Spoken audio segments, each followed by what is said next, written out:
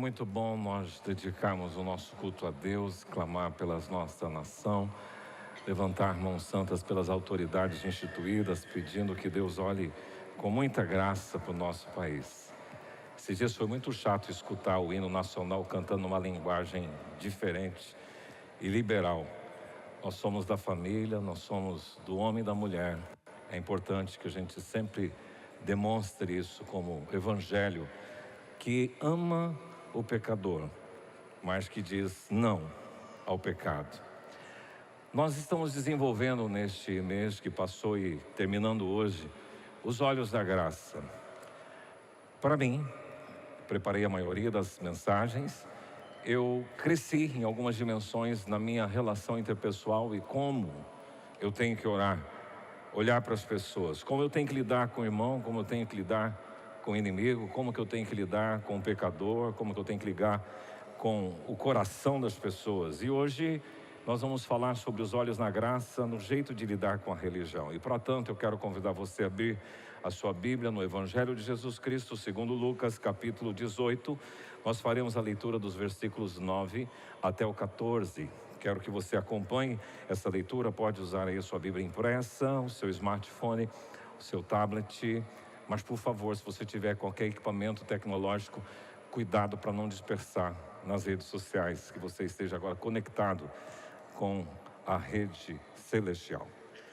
O texto diz: propôs também esta parábola a alguns que confiavam em si mesmos por se considerarem injustos e desprezavam os outros. 2 homens subiram ao templo com o propósito de orar, um fariseu e o outro publicano. O fariseu, posto em pé, orava de si para si mesmo, desta forma: ó Deus, graças te dou, porque não sou como os demais homens, roubadores e injustos e adúlteros, nem ainda como este publicano. Eu jejuo 2 vezes por semana e dou o dízimo de tudo quanto ganho. O publicano, estando em pé, longe, não ousava nem ainda levantar os olhos ao céu, mas batia no peito, dizendo: ó Deus, sê propício a mim, pecador. Digo-vos que este desceu justificado para a sua casa, e não aquele. Porque todo o que se exalta será humilhado, mas o que se humilha será exaltado. Pai, que a Tua palavra possa ser clara para o nosso coração. Ela só vai poder ser transmitida assim se o Senhor Espírito Santo agir naquele que fala e agir naquele que ouve. Por isso, Espírito Santo, que não haja impedimento nesse recinto para ouvir a Tua doce e suave voz. Que o Senhor fale ao nosso coração. Pedimos assim em nome de Jesus. Amém. A parábola do fariseu e publicano, em todos os temas que vimos nessa série, há uma sequência que segue todas as circunstâncias e episódios bíblicos que trabalhamos. Porque vai ter sempre um contraste entre um grupo religioso, escriba, fariseu, com um grupo de pecador, como a mulher adúltera, como a mulher pecadora, como o publicano, que é um cobrador de impostos. Parece que é algo proposital. Na verdade, quem escreveu queria mostrar o que Jesus estava ensinando. 2 lados, um contraste de comportamento. Aqueles que são os piores, que pensamos que estão mais perdidos do que esses do lado direito, que são os religiosos, nós percebemos que esses aqui estavam mais perto do que esses. É isso que todas estas abordagens nos falaram. Olhemos assim um pouquinho para o fariseu. Quando o templo de Jerusalém foi destruído, e nós vimos uma tribo em Israel chamada tribo de Levi, que era a tribo religiosa que cuidava do tabernáculo, que cuidava do templo. Mas quando o templo terminou, eles foram deportados, levados no exílio da Babilônia, e lá eles permaneceram durante 70 anos, se perdeu e iniciou-se uma seita chamada fariseu e saduceu. E eram segmentos dentro do próprio judaísmo. Interessante que os fariseus, eles reconheciam a tradição oral, a fala, a comunicação de pai para filho e de pessoas, de rabino para os discípulos, um padrão de fé e de vida. Eles também procuravam o reconhecimento e mérito através da observância externa dos ritos, das formas de piedade, tal como lavagens cerimoniais das mãos, dos pés, jejuns, orações e esmolas. E eles se orgulhavam muito por fazerem boas obras. Tanto que Jesus uma vez diz: olha, o que tua mão direita fizer, a esquerda não precisa saber, porque ele estava dando uma alfinetada nesse procedimento de fazer as coisas para receber aplauso. Eles também sustentavam a teocracia por causa do seu país. Eles queriam que Deus governasse Israel, tanto que eles eram opositores muito radicais com relação ao Império Romano, que dominava na época de Jesus, e aos herodianos, e Herodes, que era um representante judeu nomeado por Roma.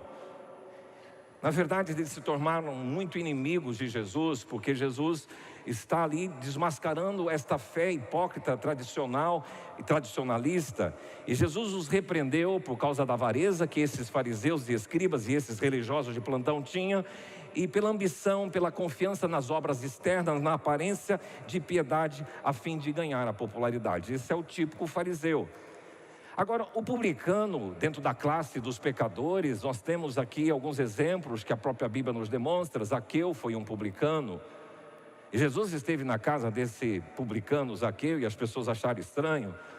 Também teve um dos apóstolos de Jesus, o Mateus, ele era publicano, cobrador de impostos. O publicano cobrava taxas e impostos pelo Império de Roma. Então eles eram judeus nomeados pelo Império de Roma. Então os seus compatriotas não gostavam dos publicanos. Eles eram detestados não somente pelos judeus, mas também por outras nações, por causa do emprego, por causa também da crueldade, da avareza e engano e corrupção que normalmente acontecia no meio desses cobradores de impostos. Bom, como é que Jesus vai olhar para esses dois religiosos? É esta temática, os olhos da graça no jeito de lidar com a religião.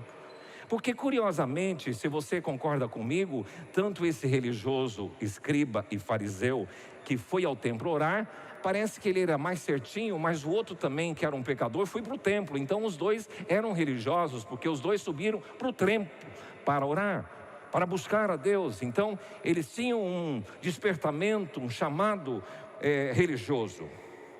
Mas curiosamente, porque nós lemos aqui esse texto, e você percebe que antes, no capítulo 17, nós lemos no 18, você olhando o contexto anterior, você vai perceber lá escrito assim, no capítulo 17, versículo 20, interrogado pelos fariseus. Então, antes de Jesus fazer essa abordagem, ele estava sendo rondado ali por fariseus, por pessoas que de alguma forma queriam pegá-lo em alguma situação embaraçosa. Em ato contínuo, então, Lucas registra essa parábola e começa assim: propôs Jesus uma parábola a alguns que confiavam em si mesmos. Quem eram esses que confiavam em si mesmos? Os fariseus, porque eles estavam ali perto de Jesus. São aquelas pessoas que são autônomas, confiar em si mesmos, são autossuficientes, eu posso, eu consigo. E parece muito sutil, mas hoje, no trabalho de corporativo, quando vai ser trabalhado a questão de vendas, consórcios e as empresas, eu vi isso na empresa que eu trabalhava, você tem que falar, eu consigo, eu posso. Explora-se muito a autossuficiência. O trabalho de coach trabalha com muita forte ênfase nesta autossuficiência. E eles também se consideravam justos. Nós somos certinhos, os outros não. E desprezavam os outros, olhavam com indiferença, com desdém e se achavam os tais. Bom, Jesus então começa esta parábola falando dos dois que sobem para o templo para orar. Esse religioso de carteirinha, que conhece a lei, que sabe fazer oração bonita, que sabe encaixar os vocativos certos para Deus, que sabe os nomes de Deus, Jeová, Jeová Jiré, Jeová Shalom, Jeová Tsidkenu. Ele sabia todos os nomes de Jeová, o Adonai, o El Elyon. Então ele sabia tudo, mas o publicano não. Talvez ele conhecia um pouquinho mais de dinheiro e de coisas financeiras. Ele é uma pessoa comum e religiosa, mas Quem talvez poderia orar mais bonito seria esse fariseu e esse outro não, mas eu me recordei que há muitos anos atrás, na IPI que eu participei em São Paulo, Tucuruvi, todas as manhãs de domingo tinha uma reunião de oração e ali estavam algumas pessoas. Normalmente reunião de oração não é muito bem frequentada, infelizmente os crentes ainda não descobriram o poder da oração, a igreja não descobriu o poder da oração. E depois quer resultados efetivos na vida particular, sem aprender a orar.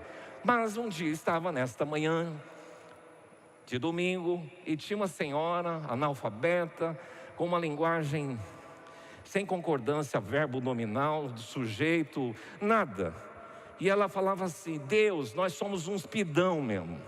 E nós estamos aqui para pedir para o Senhor fazer assim, assim, assim. E fez uma oração tão simples, tão singela. Eu fiquei com vergonha da minha oração. Talvez eu me sentisse como o fariseu que conhece a lei, que sabe falar melhor. Mas esse coração parecia mais com esse publicano ser propício a mim, pecador. E eu fiquei envergonhado com essa atitude que normalmente nós cristãos assumimos e tomamos sem perceber. Então nesta parábola Jesus mostra como que você tem que lidar com a religião e com os religiosos. Em primeiro lugar, os olhos da graça no jeito de lidar com a religião provocam análise reflexiva.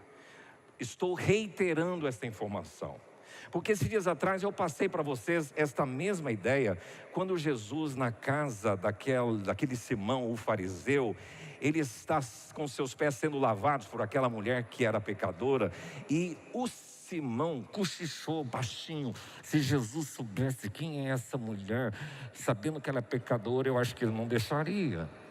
E então Jesus promove: Simão, tenho uma parábola para te contar. Um credor tinha 2 devedores, um 500 denários, outro 50 denários, e os dois não tinham como que pagar, e ele perdoou a dívida dos dois. Quem deve amar mais? E Simão, refletindo, provocado por Jesus, diz: aquele quem muito, ou aquela, ou aquele a quem muito se perdoou. Ele falou: é certo. No outro episódio em que a mulher pega em flagrante adultério, ela é trazida para Jesus, e Jesus vai provocar dos seus ouvintes a reflexão, porque eles estão ali: olha, na lei está escrito, essa mulher tem que ser apedrejada, e o que você vai fazer agora, Jesus? Jesus estava escrevendo no chão, e ele de repente se levanta e diz: aquele que não tem pecado, atira a primeira pedra, e abaixa de novo. Ele promove o quê? A reflexão. O que eu quero dizer para vocês é que esta fé que muitas pessoas hoje vivem, inclusive o meio evangélico, uma fé sem reflexão, sem avaliar ônus, sem pensar, sem confrontar a sua vida com a palavra, é uma religião falsa. Mesmo estando numa igreja evangélica, se a sua fé não sofreu esse embate, essa investigação, a reflexão interior, você está com algum problema. Porque os olhos da graça no jeito de lidar com a religião, ele não quer pessoas cegas, ele quer pessoas que pensem. Inclusive Jesus assim: ninguém que vai seguir a mim não mede as consequências. Ele fala: quem tem posto a mão no arado não pode olhar para trás. Então você quer ser meu discípulo? Então a si mesmo se negue, tome a sua cruz e siga-me. Ele promoveu a reflexão. Ninguém vai construir uma torre sem antes fazer o cálculo. Então você tem que entender qual é o preço do discipulado. Jesus está promovendo a mim, a você, a reflexão. Qualquer fé, você entrou membro dessa igreja ou de outra igreja ou de outra qualquer religião, sem reflexão, você está correndo um grande risco na sua vida espiritual. E Jesus usa para isso uma parábola.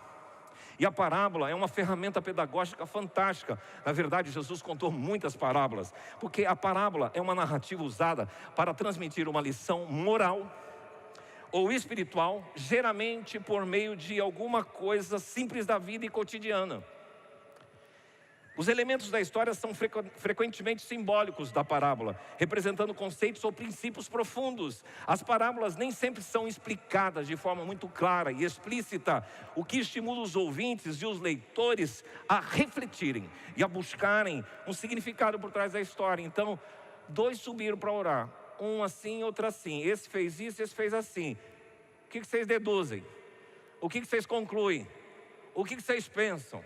A fé precisa de reflexão. Reafirmo aqui a palavra de John Stott, um grande escritor do século passado: crer é também pensar. Diga para a pessoa que está ao seu lado: crer é também pensar. Então, os olhos da graça, no jeito de lidar com a religião, tenta provocar, promover o pensamento, o raciocínio, a inteligência que Deus te deu, a reflexão. Em segundo lugar, os olhos da graça, no jeito de lidar com a religião, não aceitam a conduta, os fins justificam os meios.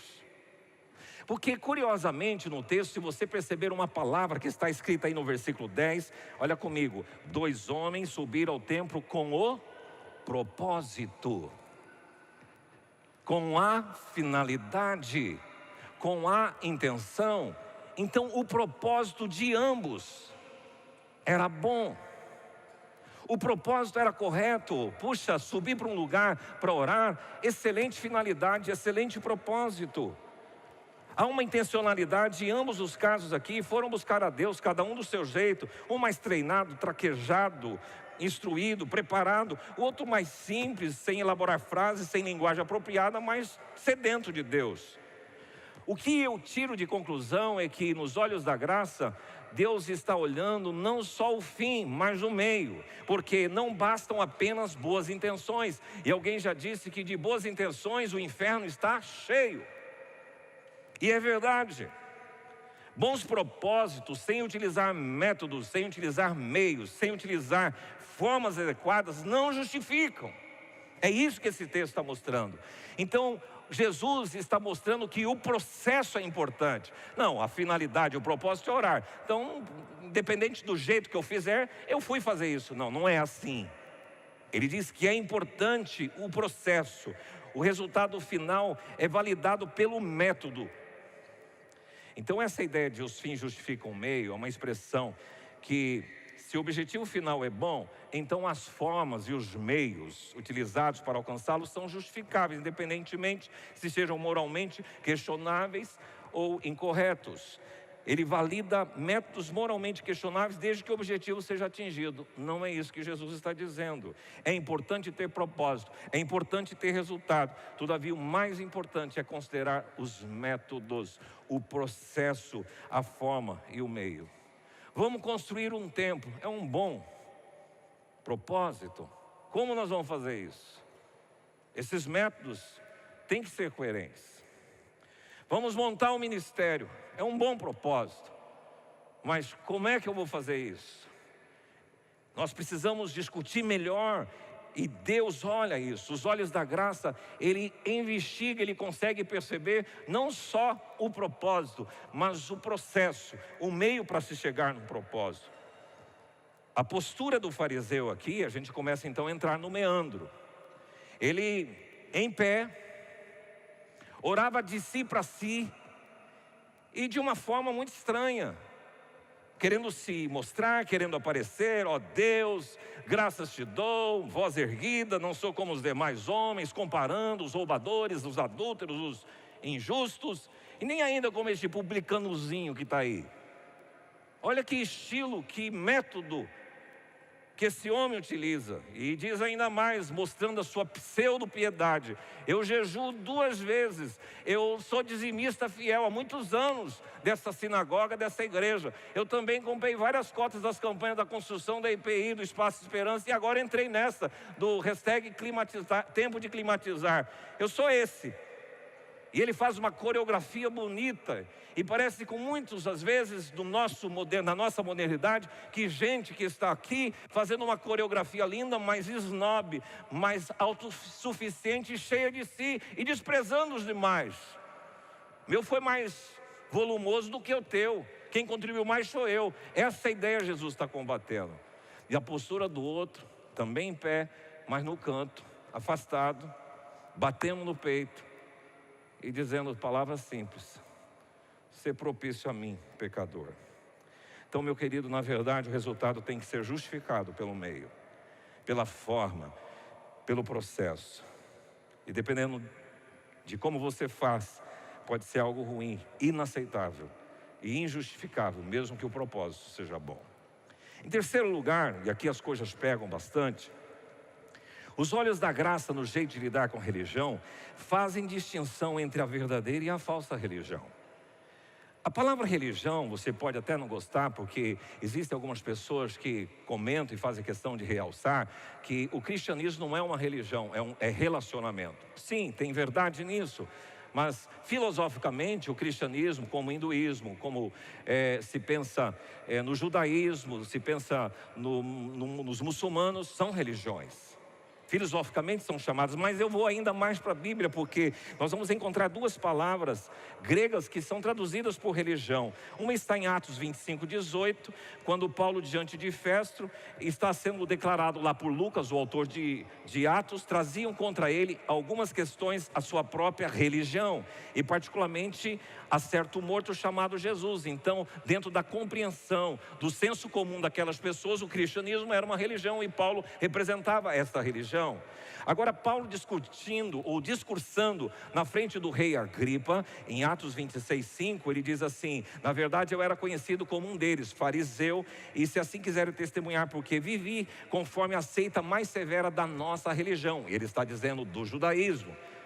Mas Tiago, irmão de Jesus, aqui ele pega, porque o Tiago, irmão de Jesus, e só um parênteses aqui, creio que a partir da semana que vem nós vamos falar fé em ação. Nós vamos começar uma série de pregação expositiva na carta de Tiago. E Tiago escreve lá no capítulo 1, versículo 26. Se alguém supõe ser religioso, ele está falando para cristãos dispersos, ele diz assim: deixando de refrear a sua língua, antes enganando o próprio coração, a sua religião é vã. Então ele está falando para cristãos: se alguém pensa, mas não refreia, não controla a sua língua, essa religião é vã. E depois ele descreve: a religião pura e sem mácula para com nosso Deus e Pai é esta: visitar os órfãos, visitar as viúvas nas suas tribulações, e a si mesmo guardar-se incontaminado do mundo. Então, meu amigo, você pode conceituar que a religião é o sistema institucional e coletivo de crenças, e a religiosidade é como você vive esta religião. É a experiência pessoal de fé. Na verdade, o cristianismo não combate a religiosidade, os atos, os ritos, mas uma religiosidade superficial, sim, é combatido nas Escrituras, porque a fé cristã, ela valoriza uma vivência autêntica, coerente com aquilo que eu professo e com a minha vida, e vai além de rituais e de práticas. Por isso, é importante que você saiba que a religião, os olhos da graça fazem distinção entre a verdadeira religião e a falsa religião. E aqui vamos mostrar alguns comparativos. Primeiro, a falsa religião é de si para si, mas a verdadeira religião é de si para Deus e para os outros. A falsa religião é protagonizada aqui por esse fariseu que orava de si para si. A oração dele não passava do teto, é isso que Jesus está dizendo. Ele mesmo disse de si para si. E tem orações que vocês fazem e que eu faço, que fica de você para você mesmo. Inclusive tem um texto de Pedro, diz assim: marido, trate bem a sua esposa, para que não se interrompa as vossas orações. Porque se você não estiver bem com seu cônjuge e você quiser falar com Deus, há impedimento. Você tem que resolver esse problema lá em casa primeiro, para que a sua oração seja atendida. Então, a falsa religião ora de si para si. Agora, a verdadeira religião ora para Deus. E ora no sentido de que as outras pessoas sejam abençoadas. E aqui também Jesus conta um exemplo. Se um dia você for fazer o seu culto, chegar lá na igreja, levantar o seu altar e perceber que você tem alguma coisa contra o seu irmão, vai lá, trata primeiro com ele, depois retorne e continue o seu culto. Ele está dizendo assim, que essa religião que quer servir a Deus, mas sem tratar as situações pendentes nas suas relações interpessoais, ela é vã. Em segundo lugar, a falsa religião é autossuficiente, mas a religião verdadeira é totalmente dependente. Eu não sou, eu confio em mim, eu sou bom, eu tenho um zelo pela lei, eu sou um leitor assíduo das Escrituras. Pensam que através do seu bom comportamento, do seu bom mocismo, ele se tornou justo. Agora, a religião falsa que se porta assim. A verdadeira religião, ela entende que sem Jesus não dá. Sem mim nada podeis fazer. É a ideia que Paulo descreve quando fala em Atenas. É nele que a gente move, vive e existe. E Ele que me dá vida, respiração e tudo mais. Porque dele, por ele e para ele são todas as coisas. Então a falsa religião é autossuficiente. A verdadeira religião é totalmente dependente da graça. Eu sou um miserável pecador, ser propício a mim. Em terceiro lugar, na falsa religião, a pessoa se acha justa e se compara com os outros. Na verdadeira religião, a pessoa reconhece que é pecador e reconhece os seus próprios pecados. Porque o texto aqui menciona que ele se sentiu justo por guardar a lei. E eu não cometi erro, não cometi pecado, eu sou uma pessoa aprovada, eu sou uma pessoa obediente. Ele entende que por ser honesto, por ser bonzinho, por não fazer coisa errada, ele vai para o céu. E olha, cá para nós, há muita gente no mundo está pensando assim: não, na verdade eu sou um cara bom, não tem nenhum defeito, não tem problema, não bebo, não fumo, não estupro, não assassino, não tráfico, não tenho drogas, não sou homossexual, não sou um prostituto, uma prostituta, não sou um adúltero, está tudo certinho minha vida, passaporte carimbado por Deus. Não, não é assim. Essa é falsa religião. A religião falsa, ela é baseada nos teus méritos. A religião verdadeira é fundamentada nos méritos de Jesus Cristo na cruz. Você precisa entender isso. Você está em Cristo, aí você é justificado nele. E a falsa religião se compara com os outros, que igual esse povo aí, não é possível que eu não vou para o céu. Olha só, esse cara está perdido, eu não. Sabe que às vezes você fala: pastor, isso aí não acontece comigo. Mas deixa eu mostrar um exemplo muito clássico que eu já vi várias vezes. Quando você tem uma criança e ela tem algum problema na escola, ou tem um problema com outro amiguinho, qual é a tendência dos pais? Pensar assim: meu filho deve ter aprontado alguma coisa, ou falar assim: não, meu filho não faz essas coisas, foi o filho do outro, o professor agiu errado. É ou não é? Por que você não começa a entender que essa religião verdadeira, ela começa a perceber a fragilidade dela? Ela não compara com os outros. O problema é o filho do outro. Eu já vi gente passar vergonha por isso, que na verdade era o filho mesmo que era problema. Então, meu amigo, não defenda cegamente. Trate isso. Não destaque o pecado dos outros. Olhe para os seus próprios pecados. É isso que a Bíblia diz. E a verdadeira religião olha para dentro de si. É a visãozinha do publicano: eu sou pecador mesmo, Pai. Se o Senhor fosse observar a minha iniquidade, eu não passava no teste. Você sabe, irmãos, é muito comum às vezes a gente pegar a lupa e olhando para as pessoas. Vamos fazer escolha de oficiais da igreja, vamos escolher gente para liderança. Não, esse aqui tem isso. A gente começa a pôr uma lupa. Se usar aquele mesmo critério para você, nem você passa. Então muito cuidado, é isso que está Jesus dizendo com os olhos da graça, para você não entrar nesse fiasco da religião falsa. E por último, nessa ideia de fazer distinção entre a verdadeira e a falsa religião, é que ela olha com desprezo para as pessoas, mas a verdadeira religião, amar é um mandamento. A falsa religião despreza, desdenha, menospreza os outros. A religião verdadeira ama, a despeito dos defeitos. E Tiago fez isso na sua informação. E quando uma pessoa age desta forma, desdenhando dos outros, ela está dizendo que a religião dela é vã e falsa. E por fim, os olhos da graça, no jeito de lidar com a religião, procuram adoradores alinhados com o subir e descer. Aqui eu queria olhar para o texto com essas duas palavras que para mim saltam aos olhos. Veja aí no versículo 10, 2 homens subiram. Versículo 14, digo-vos que este desceu justificado para a sua casa e não aquele.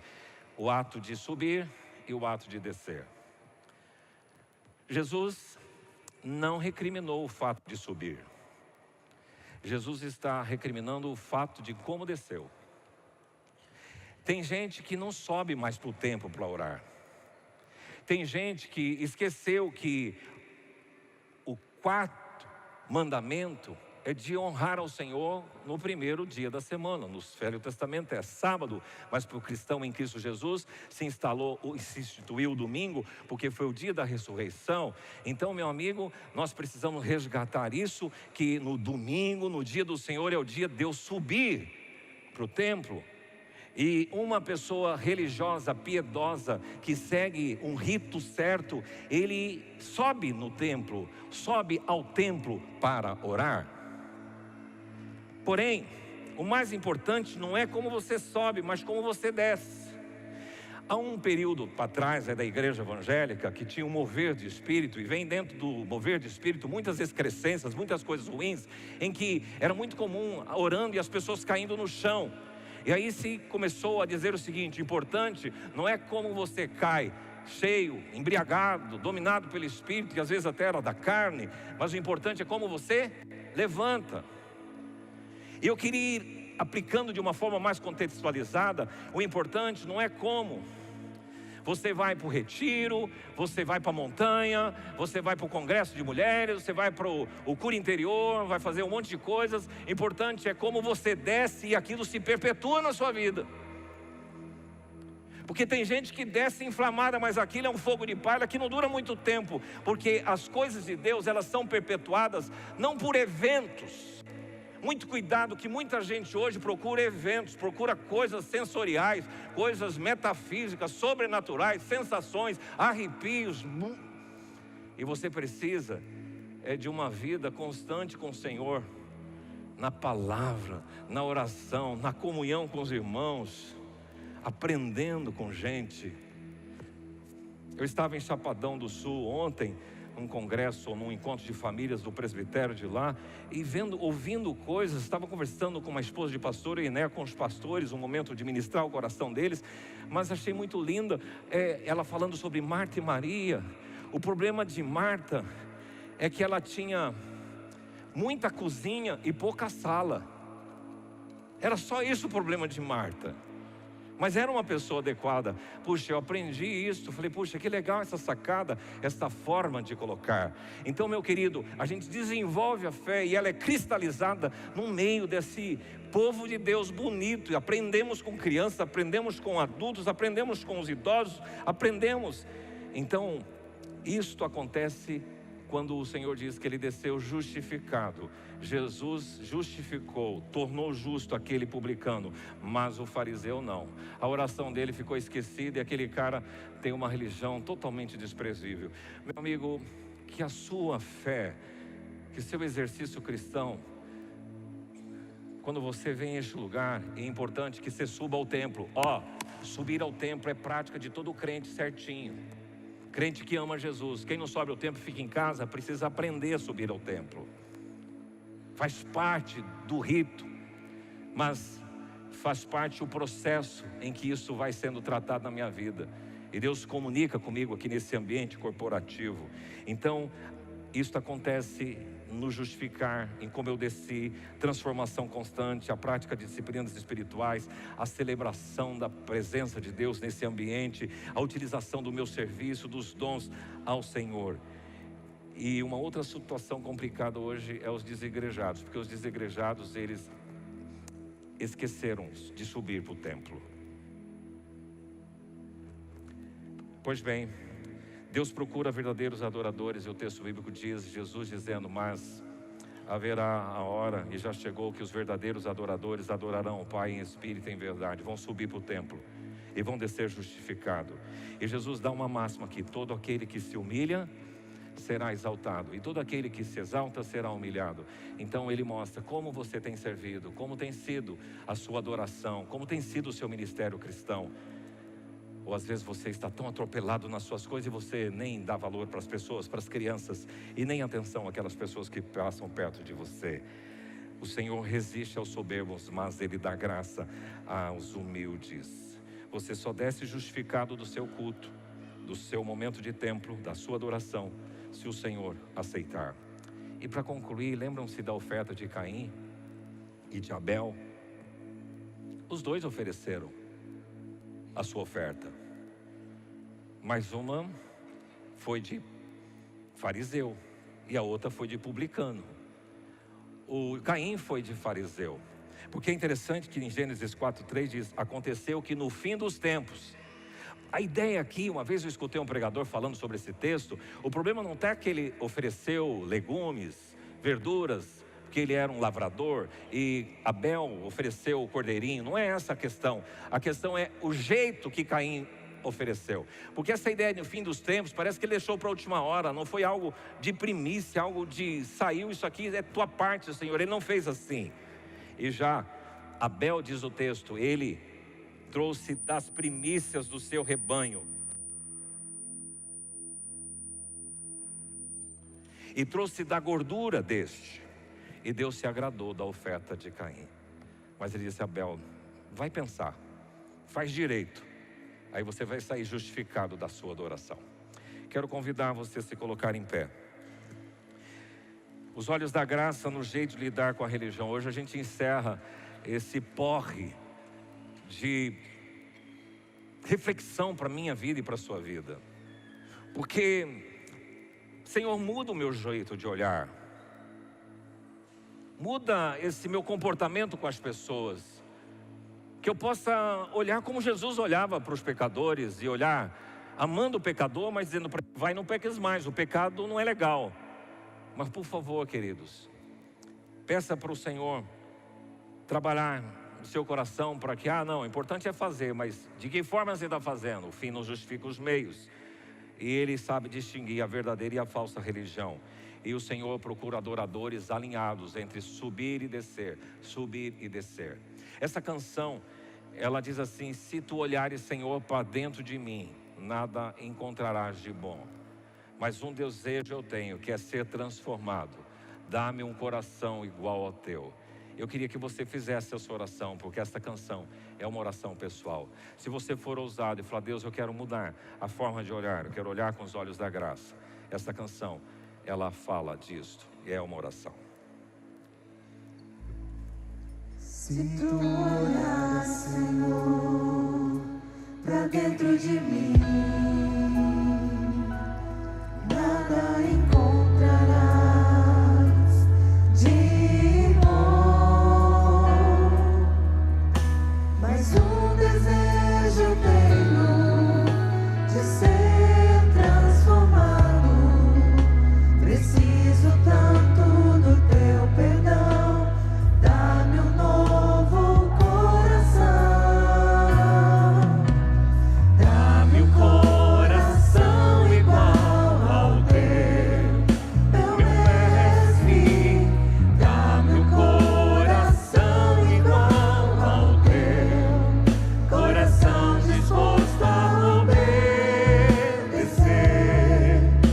cumprir todo o teu querer, dá-me um coração igual ao teu. Lá do início de novo. Se tu olhares, Senhor, pra dentro de mim, nada encontrarás de bom,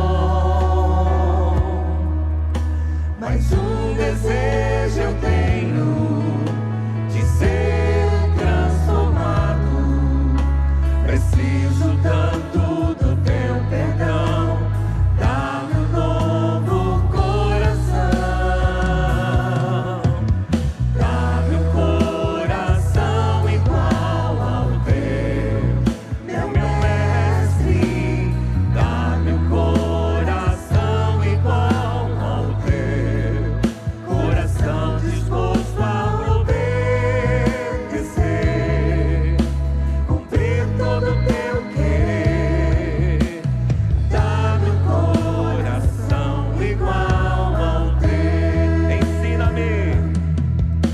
Ensina-me a amar o meu irmão, A olhar com os olhos do Senhor. a olhar com os teus olhos, perdoar com teu perdão, enche-me com teu Espírito, endireita os meus caminhos. Ó Deus, dá-me um novo coração, enche-me